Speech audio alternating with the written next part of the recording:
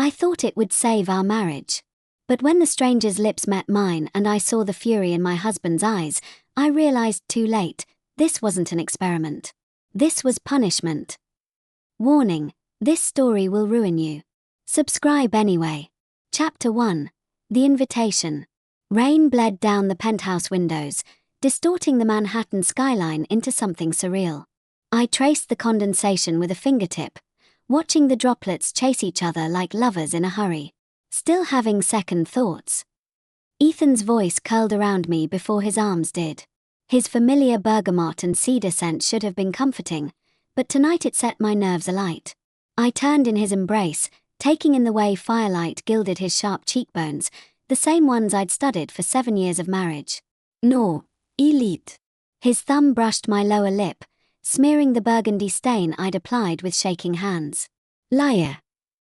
A smile played at his mouth, that infuriating, beautiful mouth that knew me better than I knew myself. But that's why we're doing this, isn't it?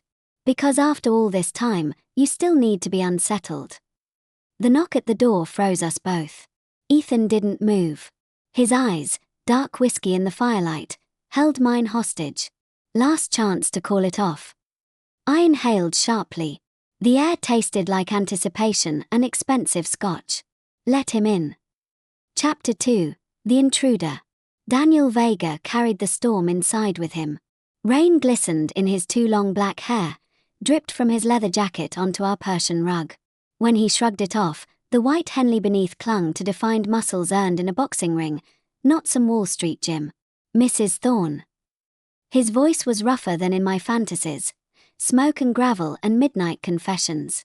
I realized I was clutching Ethan's monogrammed robe too tightly. Ethan stepped forward, the perfect host. You're late. Daniel's smirk carved dimples into his stubbled cheeks.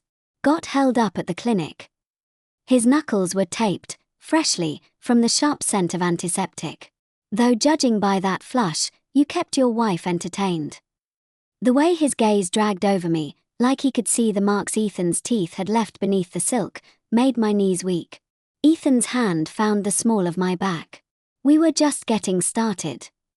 Chapter 3. The Unraveling.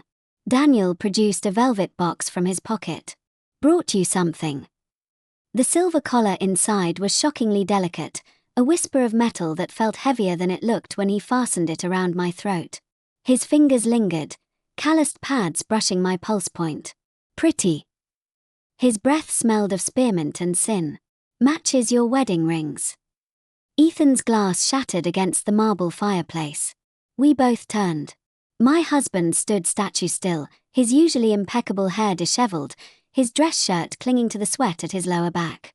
The look in his eyes, somewhere between fury and hunger, sent a thrill down my spine. Daniel chuckled. Problem, Thorne. Ethan's jaw worked. Just deciding whether to throw you out the window. I stepped between them, the collar cool against my collarbones. You promised. For 7 years, I'd watched Ethan dominate boardrooms, outmaneuver rivals, command every space he entered.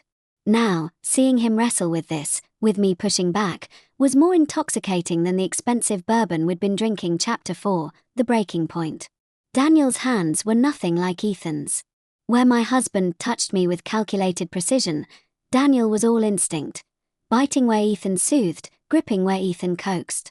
Look at him, Daniel growled against my thigh, forcing my gaze to where Ethan sat white-knuckled in the armchair. See how much he hates, how much he loves this. And God, Ethan did. His usually composed face was a masterpiece of conflict, lips parted, pupils blown, his tailored trousers straining. When Daniel finally sheathed himself inside me, Ethan made a sound I'd never heard before, something between a snarl and a prayer. I reached for him. Ethan. Enough. He was on us in 3 strides, dragging Daniel off me with a violence that should have terrified me. Instead, I throbbed with want. Daniel wiped his mouth, grinning. Knew you'd break first. Chapter 5. The Reckoning. I woke to an empty bed, the collar discarded on Ethan's pillow. Downstairs, voices rose in argument. Crossed a fucking line, Ethan snarled. Daniel's laugh was ice. You drew the line when you paid my clinic's rent to get me here tonight. A pause. She's too much for you, Thorn. Always has been. The front door slammed. Ethan appeared in the doorway, his shirt torn, his breathing ragged. In 7 years, I'd never seen him unraveled. Now he looked positively feral. I reached for him. He caught my wrist, his grip just shy of painful. Tell me you're mine. Not a request. A demand from a man who'd never had to ask for anything twice. I smiled. Make me. Chapter 6, The Aftermath. The contract burned beautifully in our fireplace. Ethan watched the flames consume the document that had bound me, to another man. Daniel's parting gift had been a note, anytime you're tired of playing house. Outside, the storm had passed. The city glittered like a spilled jewelry box. Ethan's teeth grazed the fresh bruise Daniel had left on my shoulder, claiming it, rewriting it in his own signature. Never again. I arched into him. Liar. Somewhere in the sleepless city, a window remained open.